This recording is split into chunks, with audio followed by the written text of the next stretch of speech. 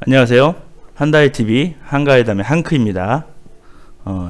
이번 시간에는 지난 영상에서 제가 코나 EV가 리콜 이후에 충전 중에 견인이 됐었던 일 있지 않습니까?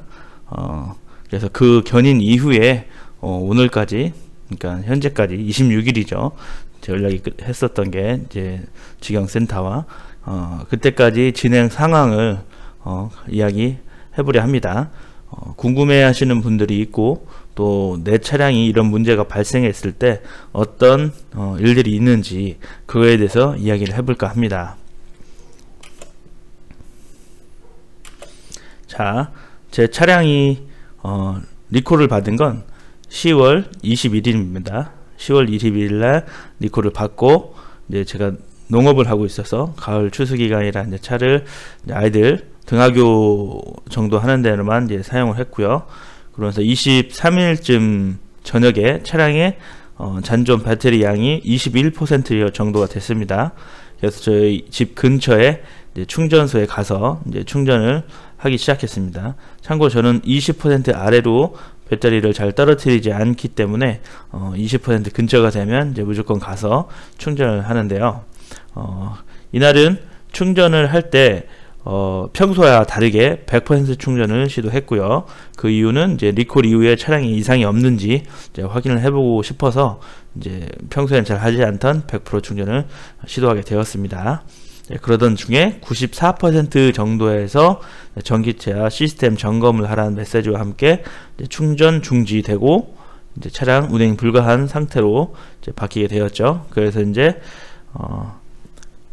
고객센터, 즉 현대자동차의 고객센터에 연락을 해서 차량을 견인해서 저의 지역과 가까운 직영 정비센터로 차를 견인해서 가게 되었습니다. 그리고 그 이후에 24일날 렌트 차량이 오게 됐고, 그 다음에 26일날 이제 주말이 끝났죠. 주말이 끝나고 새 주가 시작하는 26일날 이제 차를 입고한 직영센터에서 이제 기사분께서 저한테 전화를 주셔서 이제 통화했던 내용을 가지고 이야기해보려 합니다.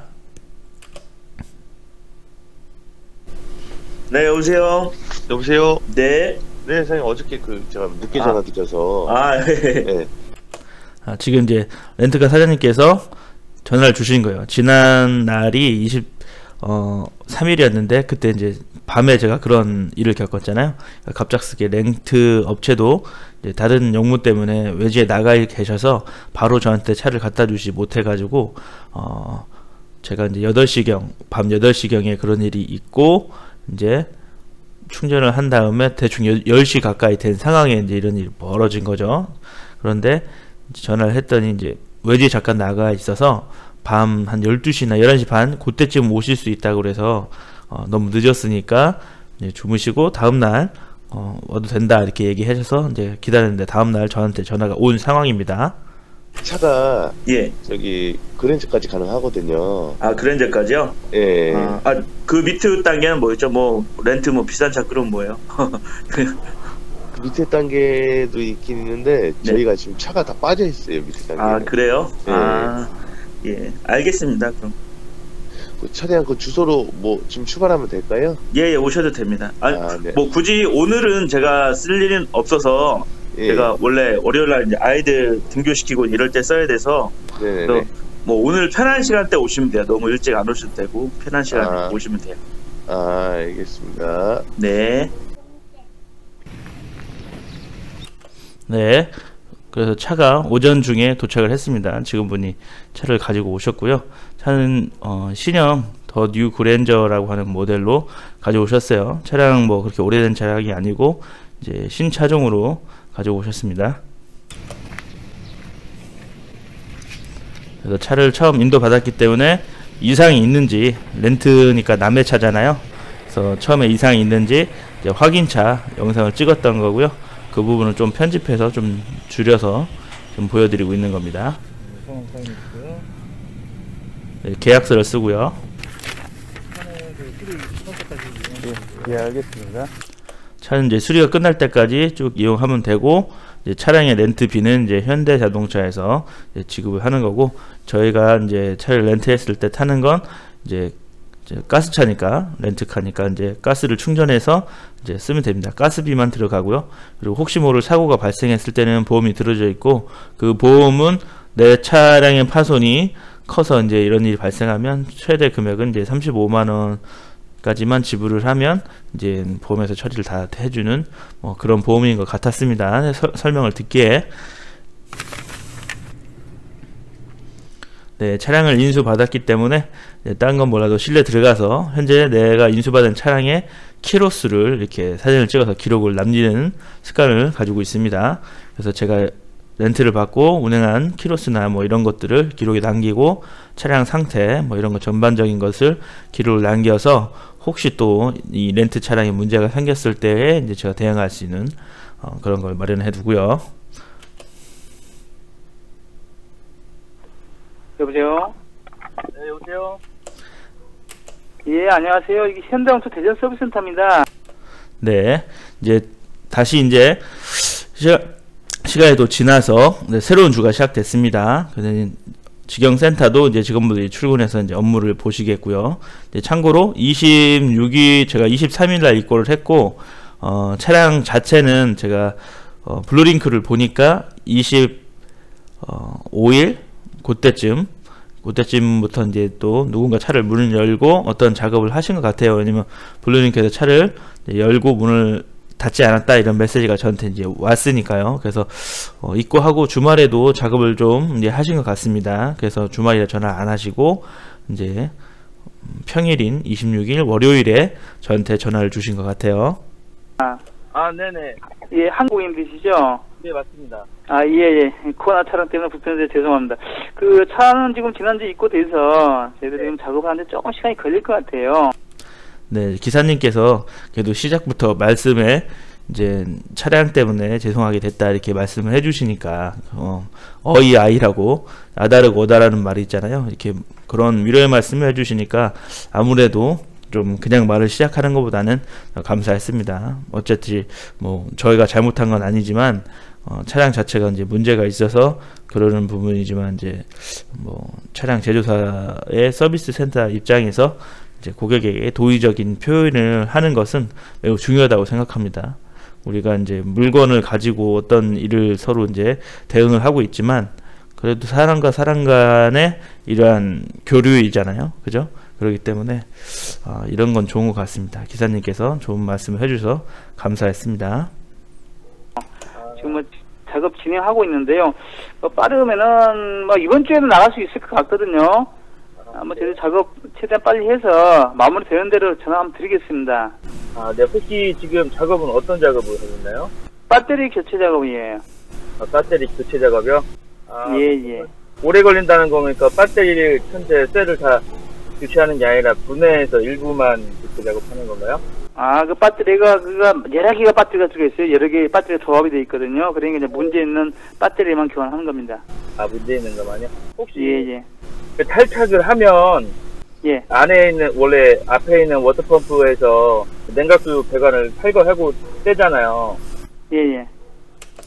지금 제가 물어보려고 하는 요지는 비전도 냉각수의 교체가 가능한지를 물어보려고 하는 건데 이게 약간 좀 작업 범위가 포함이 안 되는 부분이잖아요. 그래서 좀 저도 뭐 미안하게 이제 물어보기가 좀 그런 부분인데 이제 고객의 입장에서 이제 걱정이 되는 부분이기 때문에 한번 다른 분들도 이거에 대한 답변이 어떻게 왔는지 이제 알려드리고 싶어서 질문을 한번 해봤습니다.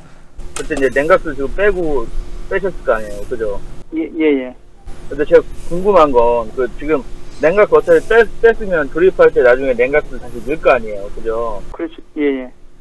이제 기존 제 거는 비전도 냉각수가 아닌데 혹시 비전도 냉각수 장착을 할 수 있는지 이제 뛴 김에 나중에 다시 조립할 때 비전도 냉각수 이거 구매를 했어야지.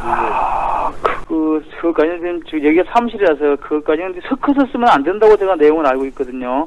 그죠. 그래서 어차피 띄었으니까 한 일주일 정도 작업하면 불어로 불어낸 다음에 말라고 난 다음에 그 비전도 냉각수 넣을 수 있지 않을까 싶어서 뭐 냉각수 값이 있다고 하면 개인적으로 냉각수 값을 제가 뭐 지불을 하더라도 가능한. 저희들이 이제 그게 이제 예를 들어서 정확하게 이렇게 교환했을 때 어떤 문제점이라든가 이런 부분들이 나온 게 있으면은 뭐 섞어서 써도 관계가 없다. 뭐 그러면 관계 없는데 그런 부분이 아닌 것 같으면 좀 하기는 좀 무리가 있거든요. 여기서 이제 기사님께서 하신 말씀이 맞는 얘기죠. 이제 어떤 것을 조치를 할 때 그에 대한 결과에 대한 예상치가 없으면 이제 정비 쪽 입장에서는 선뜻 선조치를 하기가 어려운 건 사실입니다. 왜냐하면 거기에 대한 정비를 했을 때의 책임은 정비소에 돌아갈 수 있기 때문에 거기에 대한 책임을 질 수 없는 입장이라면 당연히 이렇게 얘기할 수밖에 없죠. 그래서 이제 뭐 정비소 입장에서는 충분히 이해를 합니다. 근데 이제 이런 일이 발생했을 때 현대자동차 연구소가 있지 않습니까? 현대자동차 연구소에서 전기차의 기존에 생산된 차량에서 일반 냉각수를 제거하고 블로잉 한 다음에 다 이제 물기로 제거하고 건조해서 비전도 냉각수를 넣었을 때 문제가 생기는지는 충분히 연구할 시간이 있지 않았을까 합니다. 근데 이제 거기에 대한 어떠한 현실적인 방안에 대한 정확한 지침이 내려오지 않았기 때문에 기사님들이 잘 모르시는 거겠죠. 그 부분에 대해서. 그러니까 그거에 대해서는 특별한 연구 결과나 뭐 이런 거에 대한 걸 확실한 지침이 위에서 내려오지 않았을 것이라고 생각이 좀 듭니다. 단지 이제 정비소 다른 블루엔지스나 이런 데서 물어봤을 때는 이제 배관이 다르다. 배관이 다르기 때문에 냉각수의 종류를 다르게 했을 때 부식이 생길 수 있다. 그렇기 때문에 안 될 것 같다. 이런 말은 제가 블루엔지스에서 들었어요. 아직 여기 기사님께서는 그 부분까지는 잘 모르시는 것 같아요. 지금 제가 하는 작업 범위 내에 속하지 않기 때문에 크게 그 부분에 대한 생각은 안 하신 것 같아요. 그래서 제가 그걸 문의를 한번 했는데 그 배관이 지금 나오는 차들과 뭐 배관이 다르다 뭐 이런 얘기를 하시는 것 같아서 뭐 배관이 다르다. 구체적인 부분까지는 제가 지금 좀 답변하기 좀 어려운 것 같고요. 제가 한번 확인을 한번 해볼게요. 그 부분은요. 네, 맞습니다. 말 실수하면 안 되기 때문에 기사님들도 이제 구체적으로 자기가 어떠한 걸 알지 못하면 답변을 이제 알아보고 주신다고 이렇게 말씀하시는 게 맞고요. 또 이 기사님 같은 경우는 그래도 뭐 안 된다 아니다 잘라 말하시지 않고 한번 알아본 다음에 다시 전화를 주시겠다 이렇게 말씀해 주셔서 조금 감사했습니다.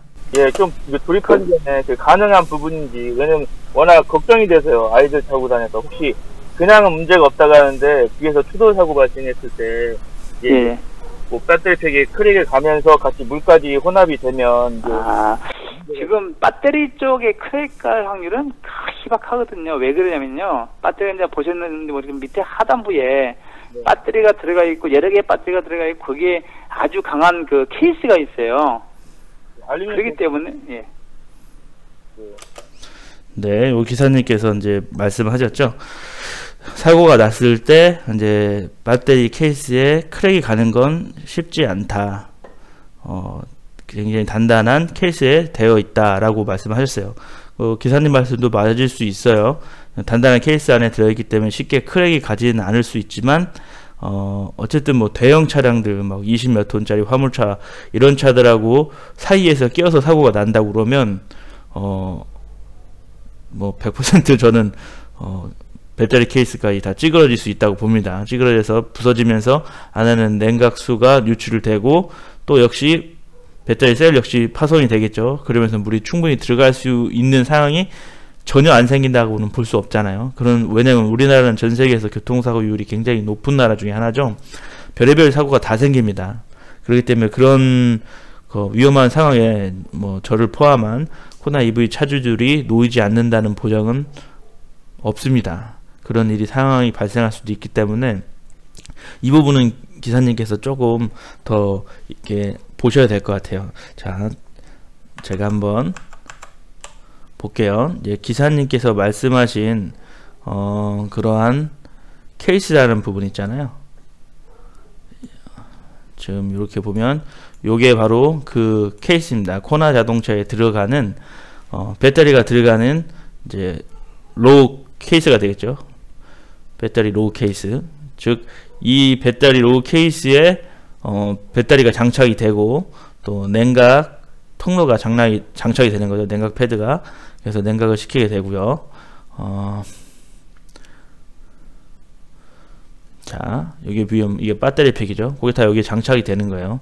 제가 뭐 다른 분들도 보시면 아시겠지만 이 금속 재질이 그렇게 성질이 단단한 재질이라고는 볼 수 없죠. 왜냐, 알루미늄 합금입니다.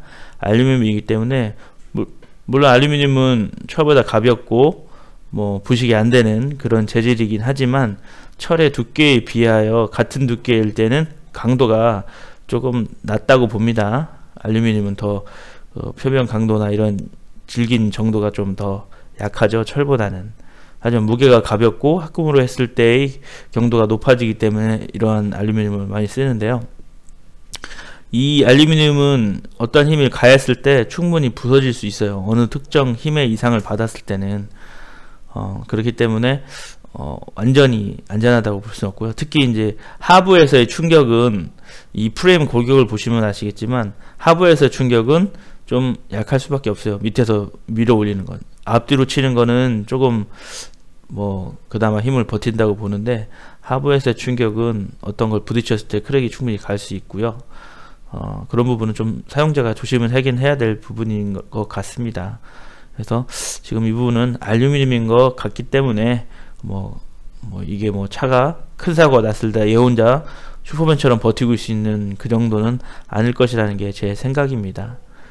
그래서 충분히 이 안에서 물이 냉각 배관에서 크랙이 생기며 차가 추돌해서 찌그러지는 과정에서 같이 배터리 팩도 문제가 될 수 있지 않을까.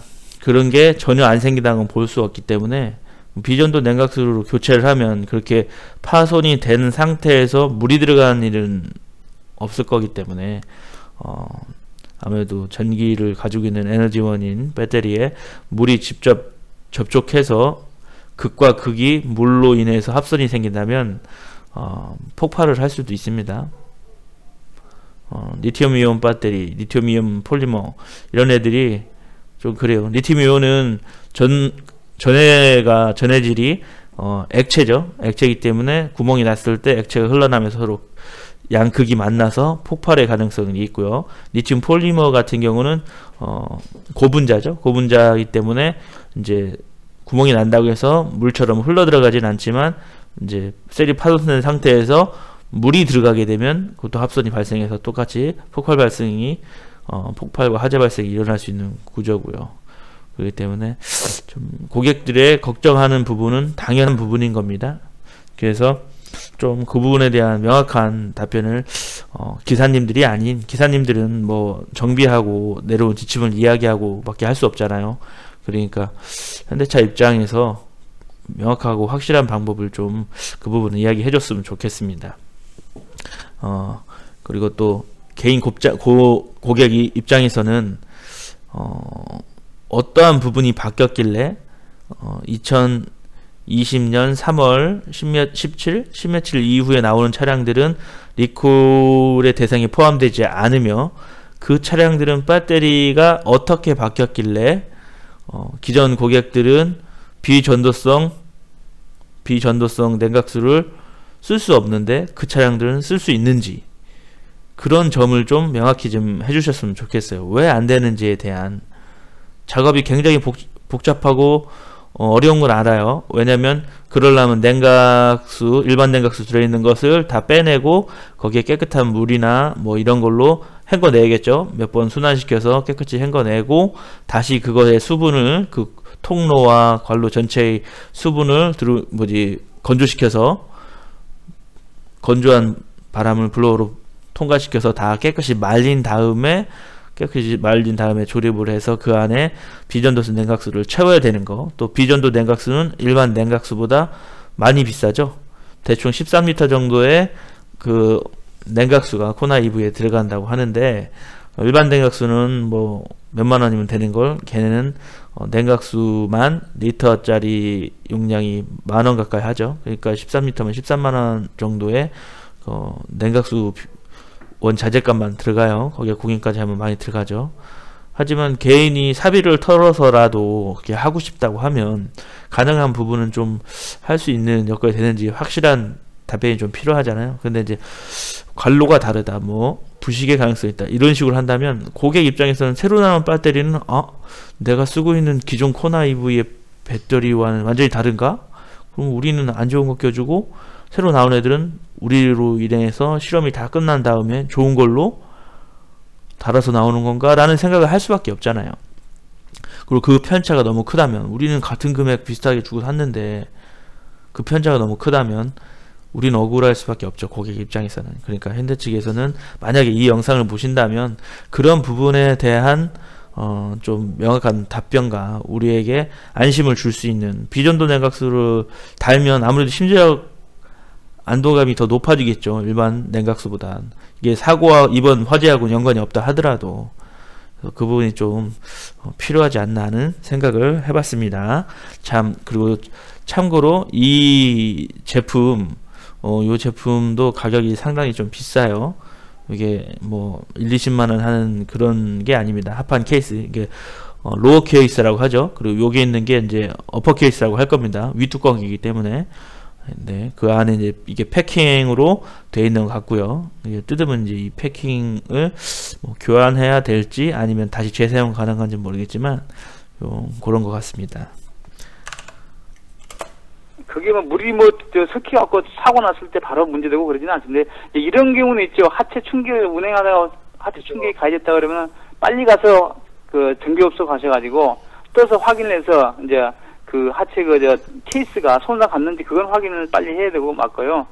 순간적으로 뭐 그게 뭐 냉각수 때문에 그 사고 났을 당시 그런 문제 된 건 없어요. 네, 기사님 말씀이 맞죠. 이제 평상시에 우리가 그냥 차를 주행해도 어쩌다 보면 밑에서 돌이 튼다든가 아니면 뭐 연석에 걸린다든가 아니면 뭐 과속방지턱이 너무 높아서 거기에 부딪힌다든가 뭐 이런 일이 충분히 발생할 수 있잖아요. 만약에 그런 일이 발생을 하면 기사님 말씀처럼 빨리 직영사무소나 아니면은 그 블렌디스 같은 데를 방문하셔서 차를 떠서 파손 부위를 확인하고 이제 진단기를 연결해서 셀에 어떤 변화가 생겼는지를 확인하고 자기 차량이 지금 이 충격으로 인해서 배터리가 손상이 갔는지 안 갔는지를 명확한 증거를 남겨놓을 필요가 있습니다. 전에도 말씀드리겠지만 그런 증거 없이 단순하게 스크래치 좀 생긴 걸로 판단하고 아무 이상 없었는데 나중에 배터리에 문제가 생겼을 때는 그때 그 스크래치로 인해서 어떠한 보증을 못 받을 수 있을 것 같아요. 그죠? 만약에 그렇다면 이 스크래치가 생길 때 충격을 받아서 배터리 셀에 문제가 생겼을 수도 있습니다, 고객님. 그렇기 때문에 무상 AS가 좀 어려울 것 같습니다 라고 말을 하고 나온다면 우리 고객 입장에서 할 얘기가 없죠. 그럼 어쩔 수 없이 뭐 수백만원 또는 수천만원 이렇게 돈이 들어갈 수도 있는 상황이 될 수도 있습니다. 네, 그렇기 때문에 그 부분을 염두하셔야 될 것 같고요. 돌아와서 이렇게 보면 이게 이제 알루미늄 프레임이라고 했지 않습니까? 알루미늄 프레임의 케이스인데 요거 제품의 단가가 보시면 얘만 여기서 요거 다 빼고 이 알루미늄으로 된 프레임 케이스, 로어 케이스의 가격만 558,800원이라고 이렇게 나와 있습니다. 그렇다면 요것을 가는 게 쉽다면 뭐 공임이 얼마 안 들겠지만 사실 위에서 보시면 아시겠지만 지금 이 로우 케이스에 이게 다 장착이 된다고 보면 됩니다. 배터리도 장착되고 또 여기 보면 아래판 쪽에 냉각 패드가 깔리죠. 냉각수 관로가 들어있는 냉각 패드가 깔려서 이제 쿨링 작업을 하는데 걔네도 여기 다 장착이 되는 겁니다. 즉 위에 있는 어퍼 케이스에 붙어서 밑에는 로우 케이스를 띄기만 하면 요거를 쉽게 갈 수 있는 구조로 되어 있다면 우리가 어떠한 스크래치가 발생하고 했을 때 요걸 가라면 뭐 큰 문제 없고 비용도 많이 안 드는 형태로 될 수 있었을 텐데 위에 어퍼 케이스가 뚜껑인 것 같아요. 그냥 밑에가 단단히 되어 있고 그 단단한 것에 배터리를 장착하고 위에 뚜껑을 덮어서 요 보면 관통 볼트 4개 보이죠? 요 4개 볼트가 이제 위로 딱 장착이 되는 것 같아요. 물론 뒤쪽에 볼트가 있을지 모르겠지만 여기 주 장착 방법이 그런 것 같아요. 그래서 이 아래 로우 케이스를 가르려면 탈착을 해서 배터리 다 분리하고 냉각 패드 빼내고 하네스 다 떼어내고 그런 다음에 요것만 새로 주문에 새거 갖다가 다시 또 장착을 하고 어퍼케이스 달고 그래서 밑에서 관통볼도 다시 올려서 조립하고 이런 과정이 필요할 것 같아요. 그렇다고 그러면 이 부품값에 못지않은 공임이 충분히 발생할 수 있으리라 봅니다. 그래서 기사님이 말씀하신 것처럼 얼른 가서 하부 케이스만 바꾸면 된다라고 하시지만 그건 역시 굉장한 비용이 들어가고요. 물론 얘네들이 이 배터리 셀 가격이 매우 비쌉니다. 제가 알기로 요 셀 하나에 500만원이 넘는 걸로 알고 있어요. 셀 단품으로 샀을 때. 그러니까 엄청 비싸죠. 이 비싼 거 손상이 안 가서 케이스만 바꾼다 그러면 뭐 돈이 적게 든다고 하지만 이 비용조차도 적은 비용이 아니라는 거죠.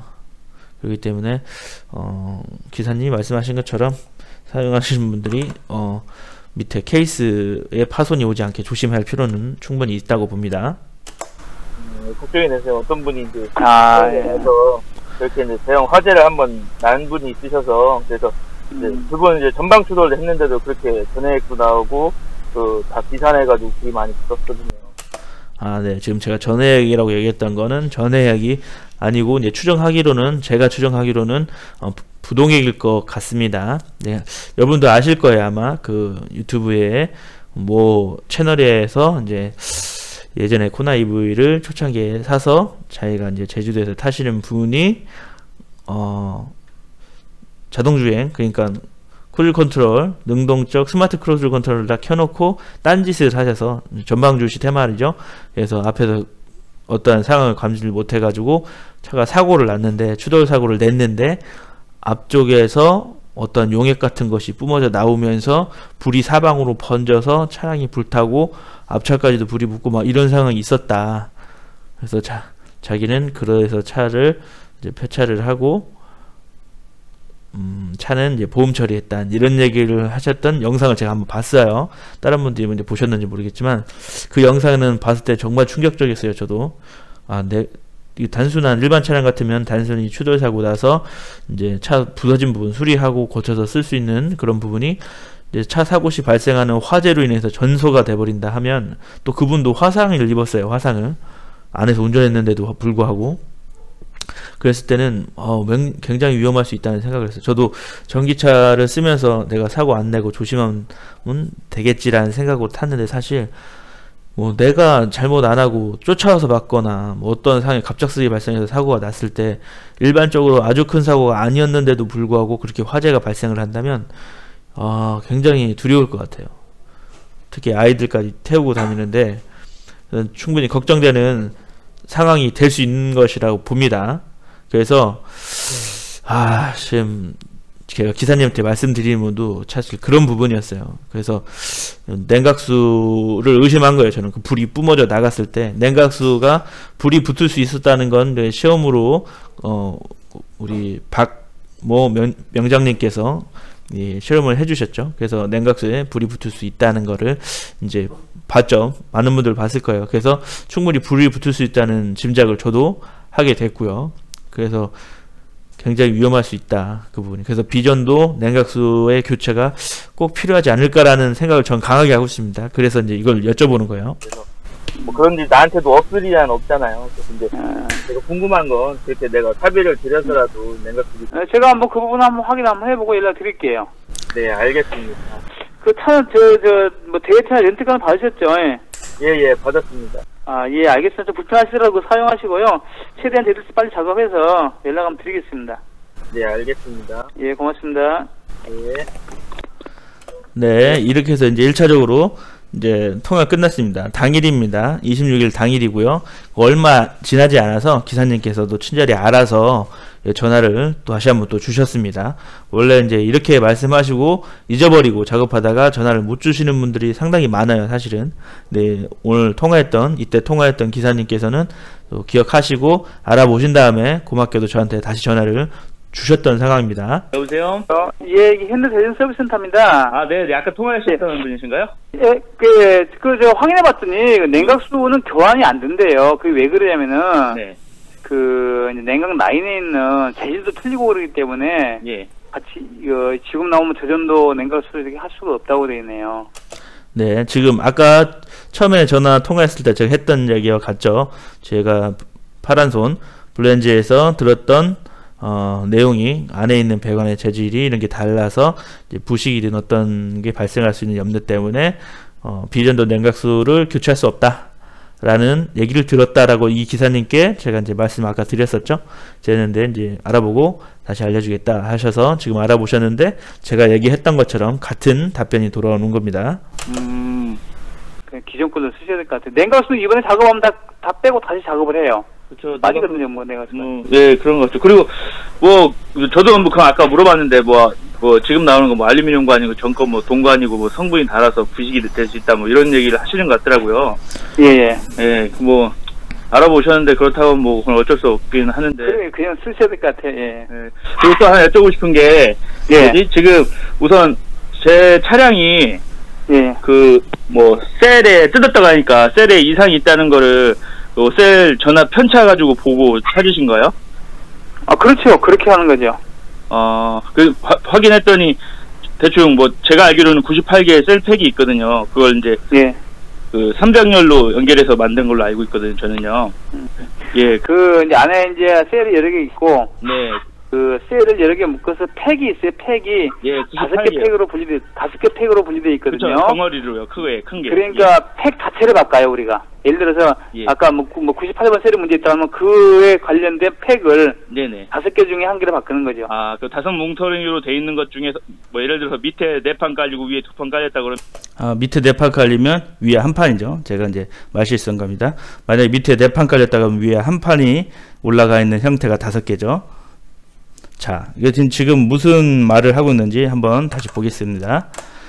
자, 여기 보시면 여기 배터리 팩이 지금 기사님께서 말씀하시는 배터리 팩은 요걸 얘기합니다. 하나, 둘, 셋, 넷, 다섯. 이 5개를 말씀하시는 거고요. 제가 배터리 팩이라고 말씀드린 건 98개의 셀인데 하나의 셀을 저는 하나의 팩으로 얘기한 겁니다. 왜냐, 실제로는 걔가 하나의 셀이 아닐 수가 있어요. 왜냐하면 이 스펙을 보시면 알겠지만, 잠깐만요. 제가 여기서 스펙을 한번 보여드릴게요. 요거는 전자신문이라는 우리 언론사에서 뭐 기자님께서 이제 국정 보고서에서 국가수 보고서에서 나온 그런 자료를 조합하셔서 기사에 쓰셨던 내용이에요. 저는 거기에서 이제 참조를 했고요. 자, 여기서 보시면 정확히 써 있는 게 셀의 수가 98개라고 써 있죠. 셀의 수는 98개인데 98S3P라고 써 있잖아요. 98 시리얼 3패러럴, 그죠? 98개의 셀을 직렬로 연결한 3병렬짜리 배터리 팩, 배터리, 그거라고 말하는 겁니다. 그러면 요 3P는 뭐냐면 병렬로 3개를 연결한 게 하나의 셀로 치는 겁니다. 그래서 저는 셀이 3개 묶인 그게 하나의 셀팩이라고 이제 판단을 하고, 저는 제가 말한 팩은 그 팩을 얘기한 거고, 우리 기사님께서 이제 말씀하신 건 그 덩어리들을 여러 개들 일정 개수로 이렇게 묶어 놓은 단위를 하나의 팩으로 말씀하신 거고요. 기사님 말씀하신 입장에서는 요 기준으로는 요게 맞는 거예요. 그래서 이걸 팩이라고 하고, 기사님 말씀에서는 이 5개의 팩 중에 문제가 되는 셀이 들어있는 팩을 통째로 교환한다. 무슨 얘기 말씀인지 아시겠죠? 그래서 내가 이상 있는 셀이 하나인데 그 셀이 예를 들어서 요 속에 들어있다. 그러면 요 팩 전체를 바꾼다는 말씀이십니다. 그러면 98개니까 뭐 5개로 하면 대충 뭐 19개나 20개 하나에 그 정도 셀이 들어있겠죠. 왔다 갔다 하겠죠. 왜냐면 정확히 나누어서 98개가 으로 떨어지지 않으니까 뭐 여기까지는 요 3개는 뭐 20개씩 들어있고 여기 2개는 19개씩 들어있고 뭐 그럴 수도 있는 거 아니에요? 어쨌든 그렇게 해서 일정 개수로 딱딱 묶음으로 만들어져 있는 이 셀 팩이, 이 전체의 팩이 있는 가운데서 특정 문제 있는 셀이 들어있는 팩 하나를 바꾼다는 거기 때문에 5분의 1의 셀이 바뀐다고 보면 됩니다. 내 셀이 하나 있을 때. 근데 또 셀이 2개 고장났어. 근데 이렇게 따로따로 있다 그러면 또 이만큼이 바뀌는 게 되겠죠.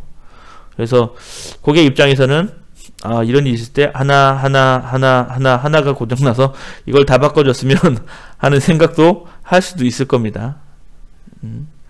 그 정도로 지금 EV 고객들이 배터리 전체를 교환해줬으면 하는 생각을 하는 이유가 다 그런 것이라 생각합니다. 자, 이렇게 말씀이 나온 김에 한번 볼게요. 제가 예전에 한번 블로그를 한번 쓴 적이 있어요. 블로그 쓴 적이 있는데 그때 제가 이런 정보를 알 수가 없죠. 이런 정보를 몰라서 추정해서 자동차 코나 EV 스펙을 언론에서 얘기했던 거나 신문에 나왔던 걸 보고 그걸 보고서 제가 셀이 몇 개 정도 있을지에 대한 추측을 했던 그 블로그 포스팅이 있습니다. 지금 보면 여기서 보실 거는 공증용이 180A하고 셀의 개수는 98개라 그리고 98 3P다 뭐 이런 거 한번 생각하시고 한번 넘어가 볼게요. 자, 제 블로그로 우선 한번 가볼게요.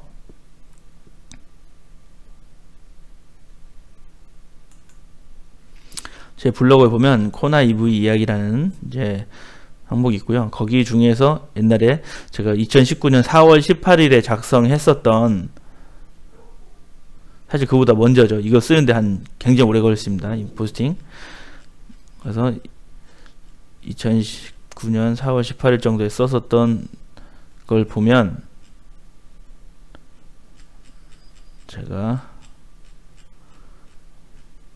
이건 이제 제가 직접 인산철 배터리 셀을 이용해서 이제 배터리를 만들던 과정의 사진 중에 하나고요.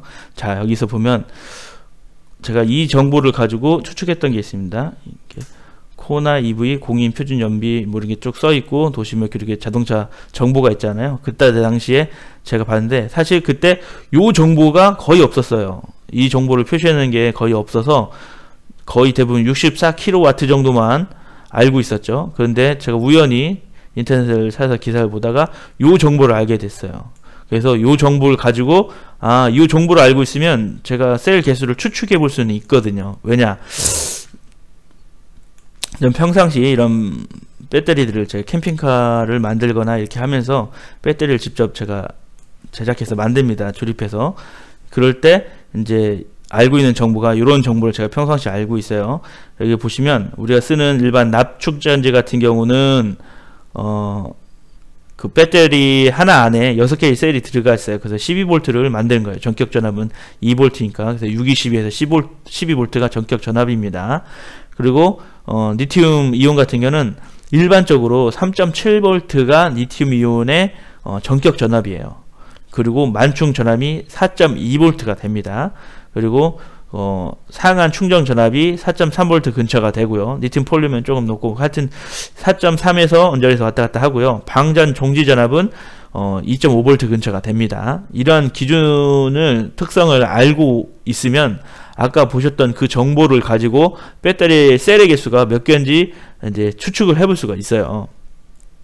그때 당시엔 제가 자동차 센서 데이터 값을 본 적이 없고 볼 기회도 없었기 때문에 잘 알 수가 없었죠. 근데 이제 충전을 하면서 얻을 수 있는 건 400V 이상의 전압으로 충전이 된다, 그런 정보를 확인할 수 있고요. 그리고 자동차의 스펙을 어느 정도 보고 알 수 있죠. 64.06 kWh 뭐 이 정도의 스펙을 여기 써 있잖아요. 그리고 아까 얻었던 인터넷 기사글 같은 데서 봤었던 그런 그 전압 정보 같은 걸 가지고 여기 보시면 356V. 자, 요 정보를 가지고 제가 그때 당시 대충 배터리 셀이 몇 개 정도 들어갈 거라고 예측했던 게 바로 여기 보시면 전압을 알아요. 전체 전압을, 전격 전압을 알았죠. 뭐 공칭 전압이라고도 얘기하고 그런 분들이 있는데, 하여튼 공칭 떠나서 일반적으로 부하가 걸리지 않았을 때의 전압이 전격 전압이라고 봅니다. 사용할 수 있는 가하 용량이 180W, 실 가용량과 전압을 쓴 거예요. 그러면 나오는 게 64.08. 아까는 64.06이었죠. 그러니까 여기서 1V 정도나 살짝 더 낮은 뭐 그 정도 되겠죠. 지금 생각해 보면 355V 정도, 356V라고 제가 언론 신문에 써 있는 걸 보고 제가 이거 한 거기 때문에, 그랬을 때 대충 뒷자리 끊어도 64kW가 나오죠. 이게 배터리의 전격 용량이다. 배터리의 용량이다. 그러면 64kW라는 걸 정보를 알았으니까, 이걸 몰라서, 그때 몰랐는데 신문에서 찾아보고 요 정보를 가지고 제가 계산을 해본 겁니다. 그러면 이제 다시 돌아와서 셀의 개수를 판단하는 방법은 365V, 그러니까 총 전체 볼트에서 이 셀당의 전격 전압으로 나눕니다. 전체 볼트에서. 그러면 요 수치가 나오죠. 그래서 대충 봤을 때 96개 전후에 셀이 있겠구나 라고 저는 짐작을 한 거예요. 이거는 뭐냐면 직렬로 연결되어 있는 셀의 개수가 전체 개수는 알 수는 없죠. 하지만 직렬로 어떤 단위로 묶여서 직렬로 연결되어 있는 3.7V 근처에 되어 있는, 얘가 왜냐면 리튬 이온이나 리튬 폴리머의 기본적인 일반적인 전격 전압이 3.7V입니다. 그래서 3.7V로 나눠보면 대충 3.7V짜리 몇 개가 모여서 356V가 되는구나를 알 수가 있어요. 근데 지금 새로 공개된 걸 보면 그 코나 일렉트릭에 사용된 그 리튬 이온 리튬 폴리머 전지는 3.63V를 전격으로 쓴다, 공치중 셀 전압으로 쓴다라는 걸 여기 표시되어 있죠. 그럼 반대로 요걸 대입해서 계산기로 계산을 해봅니다. 쉽게 그냥 여기 있던 걸로 356V 나누기 3.63V라고 했죠 아까? 아이고, 3.63V 맞죠? 잘못 깼는데요. 잠깐만요. 356 나누기 3.63은 보면 98.0 어쩌고 나오죠? 이 앞에를 보면 98, 즉 98개의 셀 정도가 있다 라는 걸 알 수 있습니다. 그죠? 그럼 요게 아까 써있던 건 64.060이 아까 그 위에 스펙에서 적혀져 있었던 거죠. 올리기 어렵네요. 글을 많이 써서. 위에 스펙, 요건 어디냐면, 자, 전기차 정보를 나타내는 사이트에서 코나 EV에 대한 그 자료를 봤을 때 그 나와있던 부분을 캡처해서 놨던 겁니다. 이거 자 보면 64.06 kW. 제가 이제 신문에서 보고 나온 전압 정보가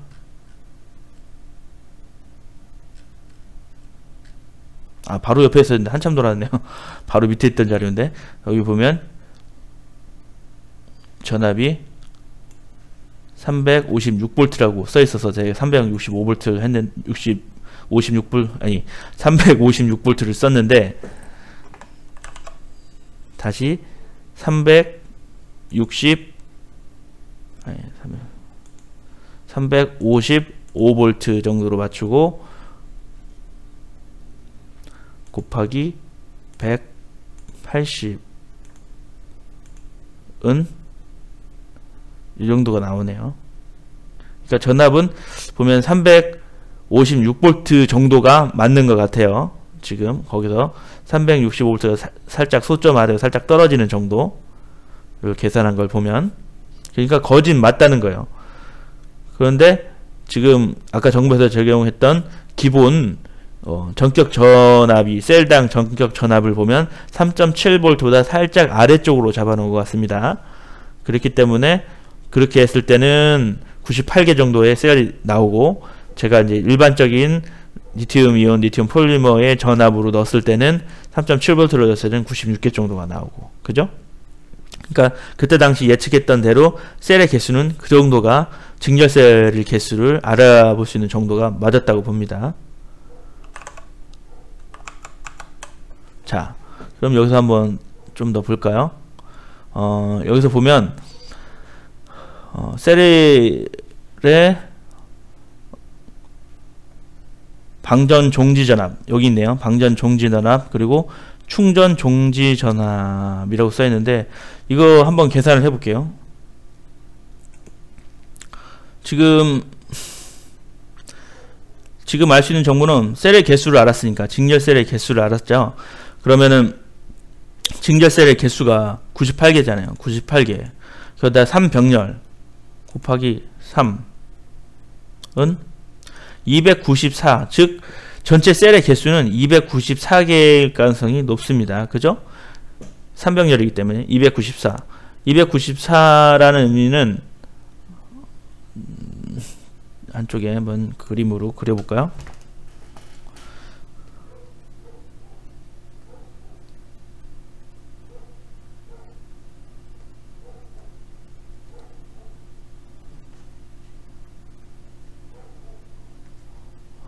자, 셀 하나의 셀이 있는데 3병렬이에요. 그러면 그 하나의 셀팩 안에 셀이 3개가 들어있다고 봅니다. 그렇게 추해해 볼 수 있어요. 이걸 병렬로 연결했고요. 플러스 마이너스가 나오죠. 그죠? 플러스 마이너스. 이렇게 3개가 들어있는 하나의 셀, 제가 아까 말했던 셀팩은 이런 셀팩을 얘기했죠. 이게 1번 셀.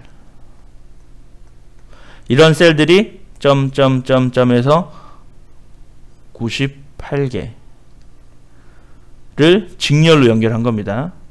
다음번 이쪽은 또 가서 여기에 마이너스 자리에 플러스가 연결되고 이런 식으로 하면서 직렬로 쭉 연결된 거죠. 그렇게 연결됐을 때 98개 곱하기 3이 되는 거죠. 이해하셨나요? 그러면 전체 셀의 개수는 294개 정도가 나올 것이다.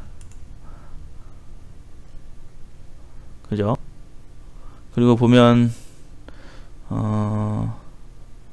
자, 또 여기서 알 수 있는 건, 여기 보면 412.8V라고 하잖아요. 412.8V는 뭐냐면 충전 종지 전압이라고 했는데, 좀 제가 봤을 때는 전압이 이러면, 왜냐면 종지 전압이 412V다. 이건 조금 아닌 것 같아요. 이거는 최대 충전 전압일 것 같은 느낌이 들어요. 그 비슷한. 왜냐면 제가 충전을 할 때도, 보시면 아시겠지만, 어디지? 제가 여기 자료 참 해놨습니다. 자, 이거 어제 해놓은 거라. 자, 여기 보시면 알겠지만, 충전할 때 412V까지 충전 전압이 들어갑니다. 412V까지. 충전 94% 됐을 때의 순간이었는데, 412V까지 전압이 들어가요. 그럼 뭐냐면, 그건 충전 전압이에요. 충전이 그 전압에도 들어갈 수 있다. 그죠? 여기 412.8V라고 했는데, 충전 종지 전압이라고 얘기하는 것은 최대 충전 전압과 지금 비슷해요. 지금 차이를 보면 0.8V 정도인데, 종지 전압을 0.8V 정도까지밖에 안 주면 굉장히 아슬아슬하게 최대치까지 끌어올려 충전하는 거잖아요. 이건 좀 말이 안 돼요. 왜냐면 제가 아까 위에서 말씀드렸던 기본 이 리튬 이온, 리튬 폴리머들의 자료를 보면 만충 전압이 4.2V 정도 돼요. 셀당. 그런 충전 상한값, 이게 종지 전압이에요. 4.3V, 4.35V 요 사이가 종지 전압이라는 게 뭐냐면 방전 종지 전압, 그리고 충전 상한 전압 이렇게 있지 않습니까? 요건 뭐냐면 이 셀의 특성상 이 셀은 그 전압을 넘기면 죽을 수 있다. 그리고 방전 종지 전압, 이 셀은 이 정도 전압까지 떨어뜨려서 이하로 방전이 되면 얘는 죽는다. 제 역할을 못할 수 있다라는 그 스펙상의 한계인 겁니다. 근데 이 한계는 뭐가 정하냐? BMS가 정합니다. BMS에서 이 종지 전압들을 걸어주고, 그 전압 이상으로 충전이 될 때 배터리 셀 과충전 보호를 하기 위해서 4.3V가 딱 넘는 순간 스탑, 그냥 셧다운 시켜버립니다. BMS가. 그리고 방전 종지 전압, 얘 배터리 있지도 않은데, 얼마 남지도 않은데 계속 달리네. 셀당 2.5V 정도로 전압이 떨어졌어요. 그러면 BMS가 끊어버립니다. 너도 가지마. 더 하면 배터리 죽어. 그래서 안전 그 마지선이라고 볼 수 있어요. 얘네가 종지 전압이 사실은 안전 마지선입니다. 내 셀이 버틸 수 있는 데까지만 충방전을 할 수 있도록 만드는 게 종지 전압이라고 보면 돼요. 그럼 만충 전압은 4.2V 정도라고 했잖아요. 그래서 제가 왜 뭐라고 하냐면 언성이 좀 높아지냐면 무슨 종지 전압을 만충 전압에서의 차이에서 0.8V 밖에 안 도느냐, 말이 안 되잖아요. 그거 한번 볼까요? 계산을 해보면 돼요. 지금 계산기 어디 있어? 잠깐만요. 412.8V잖아요. 아, 마우스가 클릭 잘 안되네요. 이걸 나눠요. 뭘로? 셀의 개수 98개는 4.21 나오죠. 그래서 4.2V 정도 되죠. 저 뭐라고 했죠? 리튬 이온 리튬 풀리며 만충 전압 4.2V. 그렇죠? 4.2V 정도가 만충 전압이에요. 배터리까지 들어가요. 그걸 계산했을 때 412V 정도가 충전 전압으로 실제 내 배터리에 들어간다고요. 밀고. 여기 있잖아요. 412V 정도 넣잖아요.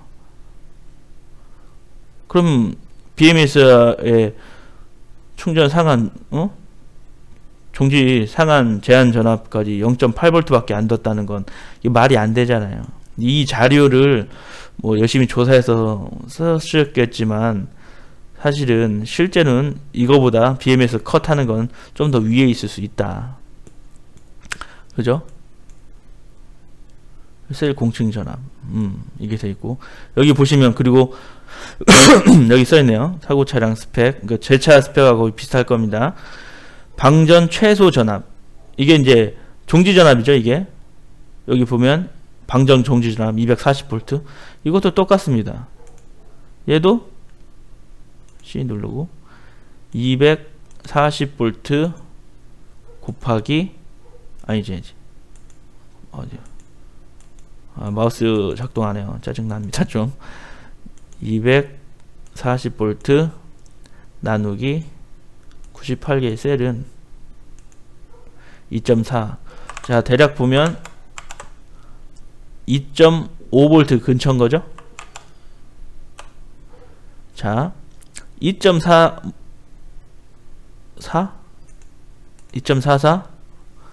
볼트, 2.5V 근처에서 방전 종지전압. 이건 뭐냐면 BMS가 여기서보다 더 내려가면 얘 셀이 이제 사망할 수 있기 때문에 컷하는 겁니다. 컷. 그래서 더 방전 못하는 거예요. 2.4V. 얘 같은 경우는 이걸로 본다면 2.5V, 얘도 2.5V까지는 쓰게 하다가 그 밑에 가서는 BMS가 차단해서 못 쓰게 한다. 그렇게 될 수 있는 거죠. 물론 이제 실제는 그보다 더 위에 잡을 수 있죠. 안전상 배터리 수명을 더 오래 가기 위해서. 얘도 보면 사실 3.63V가 공칭 셀 전압이라고 했잖아요. 사실은 제가 봤을 때는 3.7V라고 생각해요. 일반적으로 그 리튬이온 리튬 폴리머가 3.7V 정도가 스펙상 자기 전격 안에 들어갑니다. 그렇기 때문에 얘도 그런데 요걸 낮춰서 계산하게 되면 안전 마진율을 더 잡을 수 있죠. 그렇기 때문에 여기서 보면 전격 용량 뭐 이렇게 계산한 거 있잖아요. 이 전격 용량 가서 뭐 쓰고 이렇게 돼 있는 거, 이게 충분히 마진에 들어가는 거 뭐 3.2% 밖에 안 된다 이렇게 얘기할 수 있는데, 사실 배터리들 보면 마진율 이 정도 더도 우리 쓰는 거 아무 문제 없었어요. 우리도 아까 이 사진상에서 저는 이제 리튬 인산철로 했었지만 리튬 폴리머 같은 애들도 뭐 정상적으로 다 써요. 일반적으로 우리가 뭐 테슬라 그 건전지 타입에 들어가는 뭐 1860 같은 걸로 배터리 만들고 그랬잖아요. 그걸로 다 우리 캠핑카 만들 때 또는 캠핑카 쓸 수 있는 파워팩들 만들어서 쓰는데 다 그 스펙 안에서 만들어 쓰거든요. 문제 없어요. 수명 뭐 팍 줄지 않아요. 리튬 이온 리튬 폴리머 같은 경우도 자기 용량의 거의 90%까지 쓴다고 하죠. 더 쓰기 위해서는 90%까지 안 쓰고 한 80%만 가지고 이제 쓰면 수명도 더 길어진다 뭐 이런 얘기 나오잖아요. 맞는 말이에요. 그것도 충전도 100% 하는 것보단 조금 낮춰서 한 뭐 90%, 80% 이내만 쓰고, 방전도 뭐 원래는 한 10% 남을 때까지 한 90%까지 쓸 수도 있지만, 이 안전을 생각하고 또 더 수명을 좋게 하기 위해서 20% 남았을 때까지만 충전해서 한 80%, 그러니까 20에서 80 사이에서 쓰면 수명이 더 좋다. 그거 맞는 얘기예요, 그 말은. 하지만 더 쓴다고 해서 수명이 팍 줄지 않아요. 보증하는 게 얘네들도 뭐 1000사이클, 뭐 2000사이클 정도 쓰는 거는 큰 문제 없고, 그 이상 써도 자기 수명이 80% 정도까지 쓰던 게 얘네들의 그 성질이에요, 거의. 그런데 그것 때문에 지금 코나 EV가 화제가 됐다? 저는 좀 이해할 수 없습니다. 왜냐면 대기업 셀을 만드는 LG 셀인데, 진짜 저가형 셀들, 회사에서 만드는 셀들하고 또 봤을 때 성능이 안 된다? 그거는 아니라고 보거든요. 충분히 써요. 지금 64kW 요것도 제가 봤을 때는 좀 낮춰서 표시한 것 같습니다. 이거 64kW도 3.7V를 계산하면 훨씬 더 높죠. 64kW보다 더 나옵니다. 그렇기 때문에 이번 화제에서 개인적으로 저는 이 셀에 문제가 돼서 그렇다, 셀의 개수가 충분히 들어있고 용량이 정확하다고 하면, 저는 이 전압 3.63V도 이게 마진율을 밑으로 내려놓은 것 같아요. 3.7V가 일반적인 그 리튬이온, 리튬 폴리머 배터리의 전격 전압인데, 이거 3.63V도 좀 너무 낮은 것 같아요. 왜 제가 이 얘기를 지금 하냐면, 이게 제 입장에서 생각을 해보면, 지금 제 이 부분이 제가 저번 영상에서 보여드렸죠. 제가 한 40%, 50% 사이, 40% 정도 있을 때 제가 가서 충전이래, 리콜을 받았어요. 그럼 지금 이 상태에서 제 차량에 배터리가 남아있는 용량이 대충 40% 좀 넘는 부분이 남아 있었어요. 그런데 전압을 보세요. 3.62V 나오죠. 여기 보세요. 이 공칭 셀 전압이 3.63V예요. 그러면 저는 뭐 한 80% 이상에서 40%까지 쓰는 와중에 거의 반 쓴 건데, 그러면은 0.01V 가지고 썼다고요? 이게 말이 안 되죠? 제가 이제 뭘 또 보여드리냐면, 여기 위에서 보시면 요건 이제 코나 차량, 센서 데이터 값인데, 여기 보시면 아시겠지만 충전하고 나서 있으면 요 4.1V 이때 나옵니다. 4.1V보다 넘게 나올 수 있어요. 충전하고 좀 지난 부분이고, 만충전을 안 했을 때에 이제 이걸 수 있는데, 보시면 아시겠지만 4.2V 전압 걸면 쭉 전압 걸어요. 그러면 4.2V 다 들어갑니다, 만충전 되면. 그런데 이제 좀 안정화되면 4.1V대로 좀 떨어져요. 4.1. 여기서부터 쓰는 겁니다. 여기서 쓰면 충전에서 리튬 이온, 리튬 폴리머들의 그 방전 그 그래프를 보면,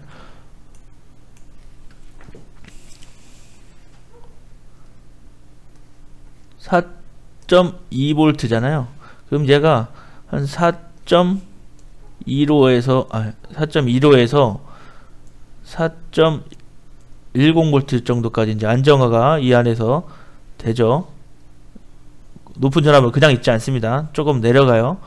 그럼 여기서 방전을 시작하면 방전 사이클이 그냥 쭉 일정하게 갑니다. 얘네들은 툭 떨어지는 거 없이 일정하게 가요. 일정하게 가서 이제 자기 전압이 3.7V죠. 3.7V 라인까지 가겠죠. 여기가 이제 제일 자기 입장에서 안정적인 용량의 단계예요. 여기서 쭉 내려가죠. 쭉 내려가면 대충 1V 정도를 가지고, 그러면 7V. 자, 이 구간에 전압을 가지고 우리는 쓴다고 보면 돼요. 그리고 이 위에서 4.1, 자, 여기까지 이렇게 돼 있잖아요. 안정적으로 쓰는 부분 따지면 또 여기 한번 또 들어가면 대충 저는 3V 정도로 봅니다. 예? 자, 이 영역에서 사용을 하면 배터리의 부담도 적고 성능도 좋죠. 그런데 좀 더 쳐서 한 80% 이상 충전해서 그 정도 쓴다 하면 4.1V 정도 라인 여기까지 포함시킵니다. 여기까지 해서 써도 문제 없습니다. 수명이 크게. 그런데 이제 만충전에서 4.2V 라인까지 계속 충전을 한다? 그래도 얘 스펙상에서는 버티게 만들어진 거예요. 보증하는 거 1000회 이상의 충전해도 문제가 없는 스펙으로 나오는 거예요. 스펙으로. 그리고 4.2V 완충 412V 충전을 계속해도 큰 문제 없는 겁니다. 지 스펙이 그렇게 견딜 수 있게 만들어진 애들인데 지금 얘 때문에 이 충전을 만충했다고 해서 이게 문제가 된다? 아니거든요. 그 안에서도 아까 보시면 아시겠지만 이 자료에서 보면 완전 마진율 여기서 또 3점 몇 % 줬다는 거잖아요. 여기서 사실 문제가 없다고 봅니다. 저는 그게 지금 얘기하는 건 뭐냐면 만충전을 많이 했을 때 만충전을 많이 하면 무슨 일이 생기냐면요. 배터리들은 충전 많이 해서 들어가 있으면 이게 배가 좀 불러요. LG 거 파우치형 얇은 이런 거잖아요. 근데 만충전을 많이 하면 이렇게 배가 좀 부를 수 있습니다. 그리고 또 다 쓰면 조금씩 또 내려가고 그래서 홀쭉했다 불렸다를 왔다 갔다 할 수도 있고요. 그 부분 배가 부르는 걸 스웰링이라고 하죠. 스웰링 현상이 생겨서 안에 있는 극판을 손상시켜서 합선이 발생해 불이 날 수 있다. 뭐 이런 얘기들, 그죠? 근데 저는 충분히 코나 EV는 현재 자기 스펙의 전압 안에서 사용하고 있기 때문에 물론 다른 제조 회사들이 안전 마진율이라고 얘기하는 뭐 이런 얘기는 뭐 크게 꺼내지도 않았습니다. 옛날에는 이런 것들을 더 두었다면 그들 배터리가 좀 더 나중에 더 컨디션 좋게 좀 더 오래 더 사용할 수는 있다고 봅니다. 하지만 그렇다고 해서 코로나의 이 배터리 팩에 충전하는 부분이 뭐 그렇게 문제가 될 정도는 전 아니라고 봅니다. 그냥 LG가 그 정도 스펙도 못 만들었다는 건 믿을 수 없거든요. 그래도 세계적인 배터리를 만드는 회사 입장에서 전격을 못 버틴다? 말이 안 돼요. 그리고 배터리들은 원래 자기 용량의 10%를 좀 더 만드는 부분이에요.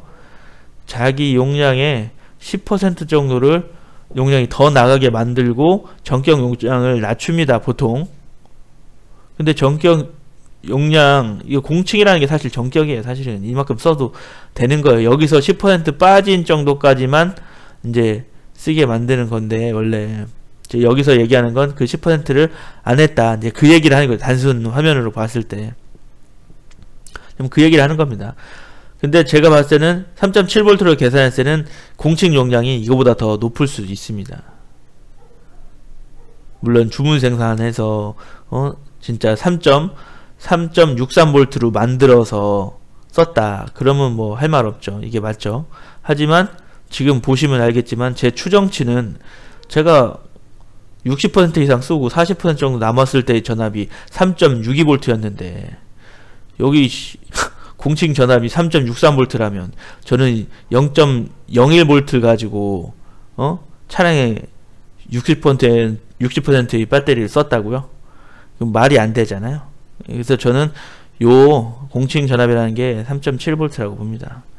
3.7V라고 생각을 하고 3.7V에서 원래는 더 높은 공칭 용량이 있는 건데 이걸 또 줄인 거라고 봅니다. 그래서 요것도 다른 애들에 비하면 타이트하지만 저는 큰 문제가 되는 부분은 아니라고 생각해요. 여기 얘네들이 좀 많이 뭐 두어서 얘네들이 더 많이 뒀으면 좋긴 하죠. 대신 이제 무게 대비 효율은 안 나오긴 합니다만 어쨌든 그래서 배터리가 이 정도도 못 버티면 안 된다. 그리고 이런 리튬 폴리머, 리튬 이온 애들 얘네들은 이제 극판 손상이 굉장히 중요하죠. 극판 손상. 중요한 건 진짜 극판 손상이라면 극판 손상이 어떻게 해서 뭐 때문에 일어나는지. 중요한 건 셀팩을 만들 때 이러한 스웰링을 생각해서 공간을 원래 띱니다. 배터리 만들 때는 어느 공간에 띄어요. 또 열이 발생하기 때문에 너무 촘촘히 붙이지 않고. 근데 스웰링이 생길 때 이게 부풀을 수 있는 공간과 수출할 수 있는 공간이 어느 정도 있어야 되는데 그런 게 없으면 또 문제가 생길 수도 있고. 그러니까 셀 자체가 문제가 아니고 셀을 조립하는 과정에서 뭐 그걸 구성하는 과정에서의 문제가 될 수도 있는 거예요. 똑같이 셀 가지고 누가 만드느냐에 따라서 다른 결과가 나올 수 있기 때문에. 그래서 단순히 셀팩의 문제라고 보기에는 약간 좀 저는 그렇게 생각합니다. 제가 비교해 본 거예요. 저도 이상해서 충전했을 때는 이게 4.1V가 들어가서 잔존 용량이 4.1V 정도까지 있다니까요. 4.1V도 그쯤에서부터 써가는 거고, 저도 그쯤에서 써왔겠죠. 충전해도 4.25, 4.1 거기서 써서 와서 지금 이렇게 된 거겠죠. 3.7V, 3.63V에서 써서 된 게 아니라. 근데 여기서만 계산하면 3.63V 가지고 계산하면 64, 이게 63.5 요거 나오잖아요. 실제는 더 많은 용량에서 쓰고 내려오는 건데. 하여튼 그렇습니다. 그래서 이제 제가 말씀드리고 싶은 요지는 진짜 너무 오래 얘기했네. 말씀드리고 싶은 요지는 배터리 셀은 지금 여기 있는 수치만 가지고 여기서 문제가 생기면 안 된다. 안전 마진율 뭐 따지고 뭐 다 해도 이 안전 마진율을 안 따져도 안 따진다고 해도 문제가 돼야 될 부분은 아니다. 배터리 사용하는 수명에 문제가 된다고 그러면 수명이 좀 짧아진다. 그거는 이해하는데 이것 때문에 화재가 발생하고 막 터지고 난리 난다. 저는 그게 맞지 않는다고 봅니다. 충분히 자기 전격 용량에서 써도 문제가 없는 애들입니다. 원래. 그리고 배터리 용량은 자기에서 10%를 더 주는 거고, 근데 지금 그걸 더 안 줬다 얘기를 하는데 전격 용량을 다 썼을 때 몇 회 충방전이 문제가 없다라는 스펙이 분명히 배터리 셀에 있고 거기에 문제가 없기 때문에 쓴 것일 텐데 저는 좀 그렇습니다. 자, 근데 다시 또 이야기를 더 들을게요. 그렇게 5등으로 된 그렇죠. 것 중에 한 판을 바꾸는 거죠. 팩을. 예, 그 팩이라고 저희들이 얘기하거든요. 네네. 그러면 그렇게 작업을 합니다. 예. 제 거는 그 중에서 뭐 몇 개의 팩이 안 좋은가요? 아니면 한 개의 팩이 안 좋은가요? 아니, 팩은 나쁘면 하나가 안 좋아요. 하나가. 하나인데 그 팩 안에 있는 셀이 하나가 문제 있는 거죠. 근데 그 팩을 통째로 바꾸는 거죠. 그래요? 예. 그럼 연결되어 있는 전선이나 이런 거에 뭐 그런 건 문제가 없고요. 그런 거 없고요. 예. 네. 그러면 그렇게 작업이 오래 걸리진 않을 것 같은데. 작업 마무리되는 대로 연락을 드릴게요. 우리 고객님 차는 그래도 좀 23일날에 입고 왔었잖아요. 그죠? 지금 뭐 진행하고 있으니까 계속.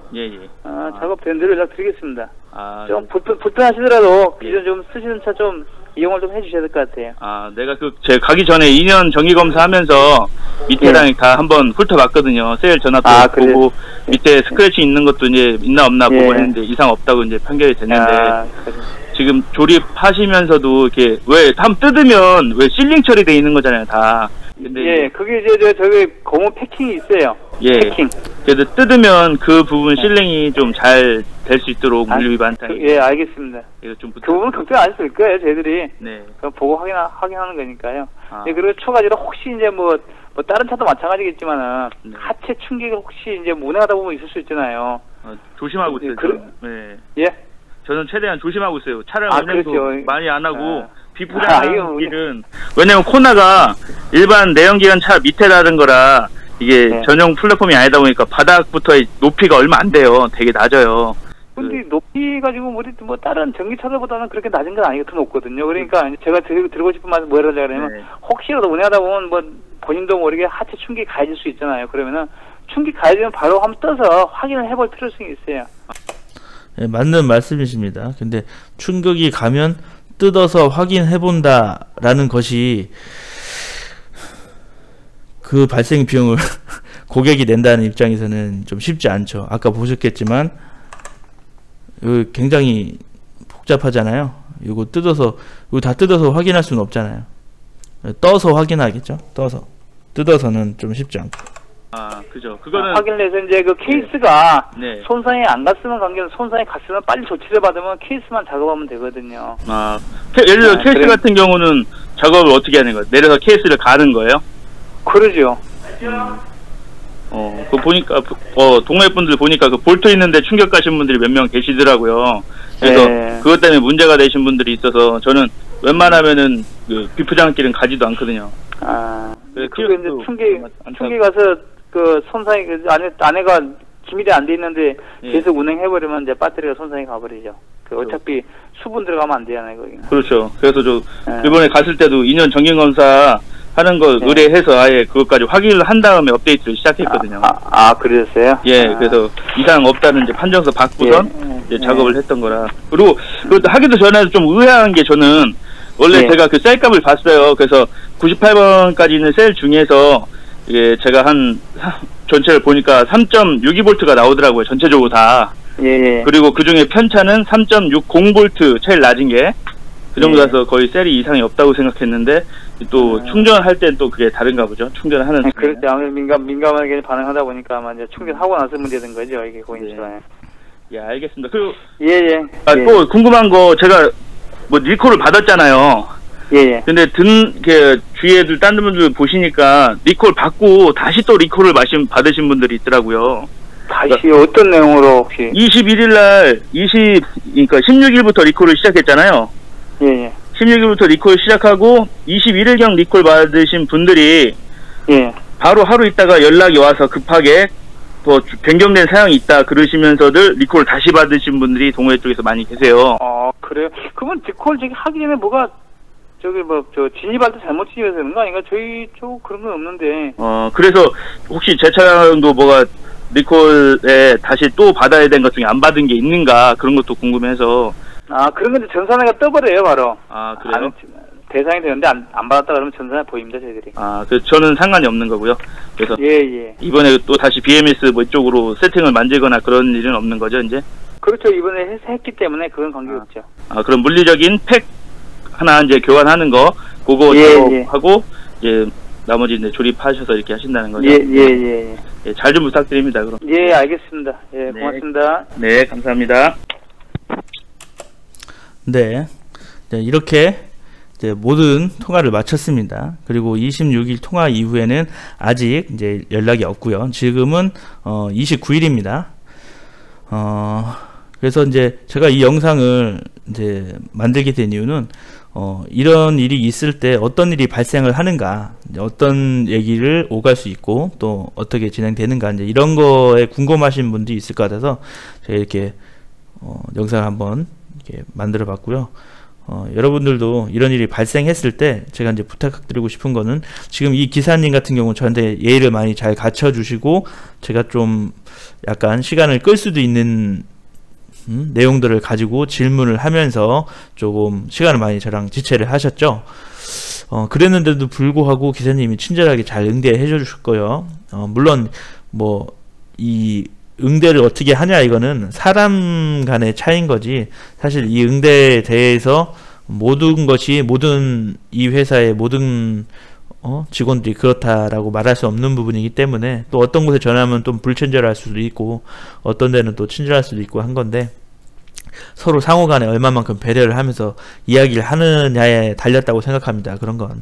그래서 우선 요점은 그게 아니고, 우리가 어떤 진행을 하고 있고 어떤 게 문제가 될 수 있으며 지금 어떤 걸 우리가 알고 있다, 모르고 있다, 이런 것이 중요하죠. 그렇기 때문에 지금 제가 이렇게 말을 좀 길게 끌면서 질문을 몇 개를 드렸던 건 다른 분들도 궁금하실 수 있는 내용이라 생각해서 질문을 드려봤습니다. 물론 저 역시 궁금했고요. 왜냐, 제가 뭐 내용을 많이 알고 있다고 해도 저는 정비사가 아닙니다.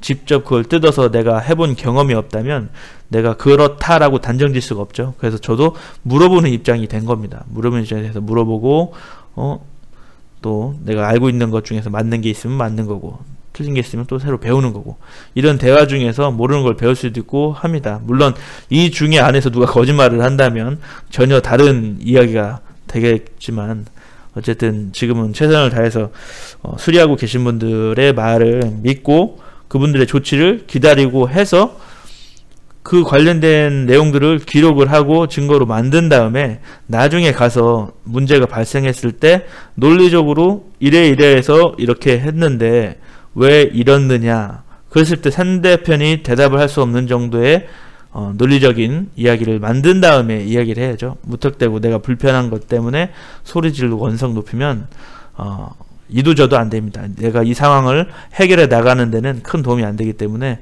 우선 감정적인 부분을 좀 낮추시고 논리적인 판단과 행동을 하셔야 될 것으로 보입니다. 그래서 가능하면 코나 EV 차주들 지금 많이 심적으로 불편하고 좀 불안한 부분도 있고 하실 텐데, 어떻게 해서든지 이제 냉철한 판단으로 잘 이 사태를 해결했으면 좋겠습니다. 그래서 여러분들도 저와 같은 수리하는 일이 안 생기면 좋겠지만, 저와 비슷한 상황이 생겼을 때는 이런 경험을 했던 제가 있다. 그래서 이분은 어떻게 했다.